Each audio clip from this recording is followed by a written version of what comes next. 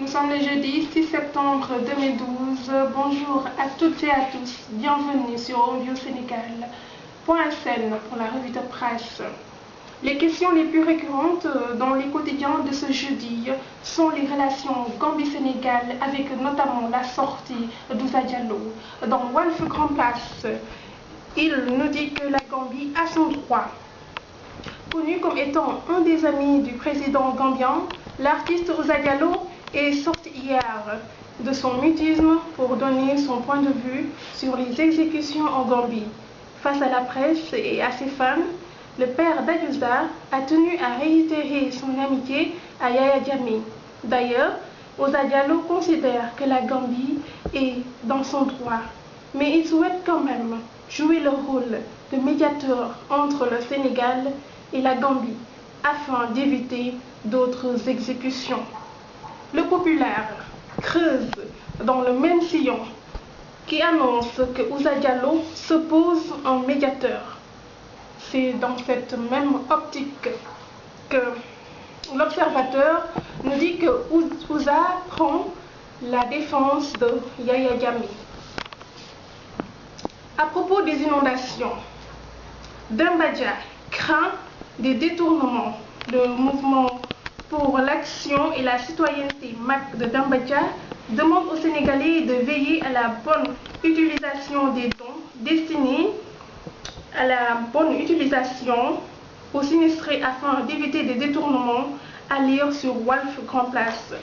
Toujours concernant les inondations, pour trouver des solutions structurelles aux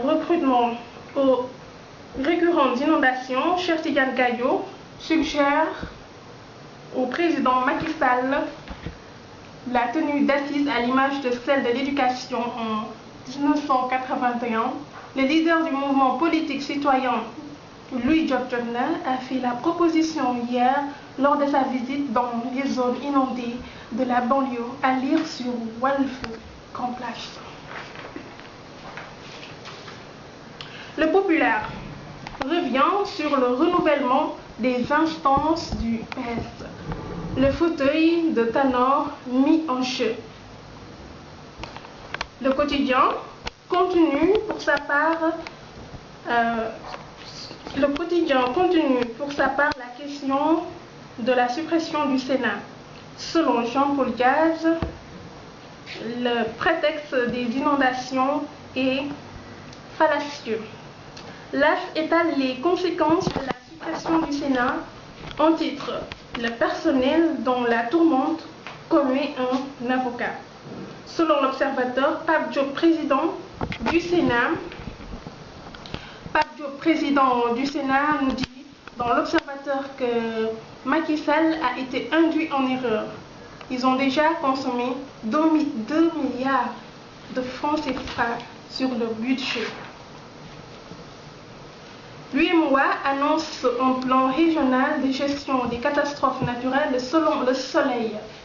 Un vaste programme régional de gestion des catastrophes naturelles sera engagé par l'Union économique et monétaire ouest-africaine, UEMOA, a annoncé le président de la commission, Cheikh Hadjibou Soumaré. C'était hier lors de la remise d'un chèque de 300 millions de francs CFA au Premier ministre Abdoulaye en guise de contribution à la lutte contre les inondations. Dans la vallée, 115 hectares de riz menacés par la crue de la fleuve, à lire sur le Soleil. L'actualité en foot est dominée par le match Sénégal-Côte d'Ivoire qui se jouera le 8 septembre 2012. Stade, le quotidien du sport, met en titre Joseph Koto, qui nous dit « Le plus en forme sera titularisé ». Et aussi Malick Gakou gonfle les lions en disant « Nous avons confiance en vous ».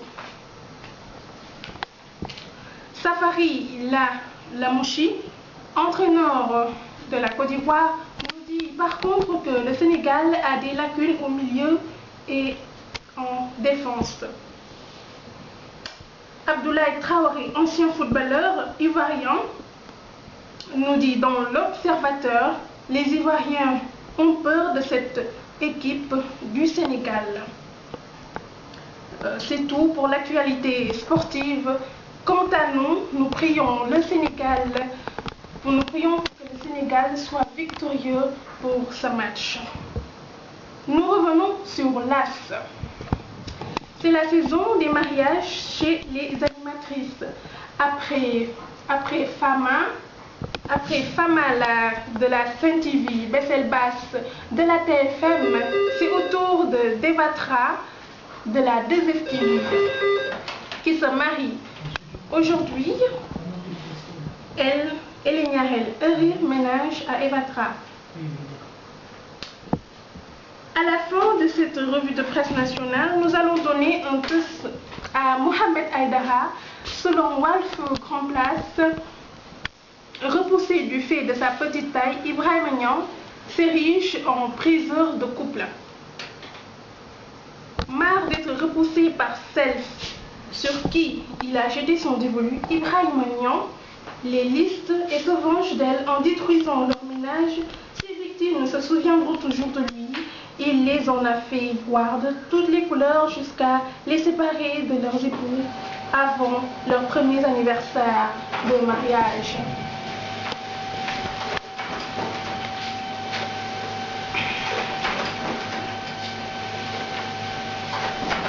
Pour la revue de presse internationale du web, RFI, en titre sur RFI.fr, États-Unis, le plaidoyer de Bill Clinton en faveur de Barack Obama, France, Marseille au cœur des préoccupations gouvernementales, Colombie, les termes de pourparlers entre le gouvernement et la guérilla des FARC se précisent.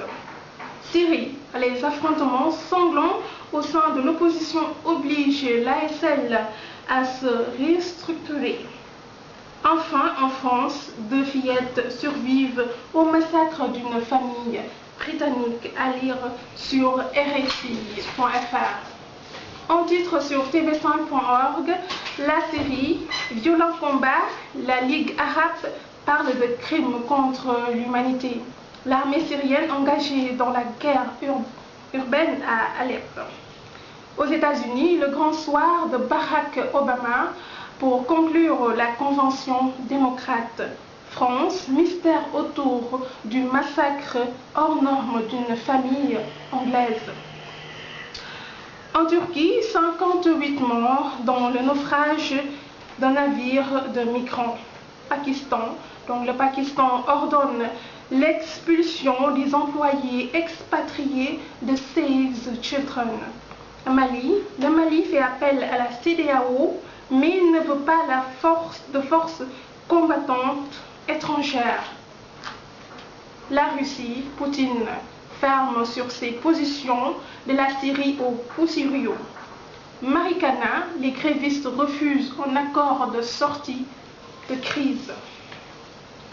C'était tout pour la revue de presse internationale du web. Nous vous remercions pour votre aimable attention.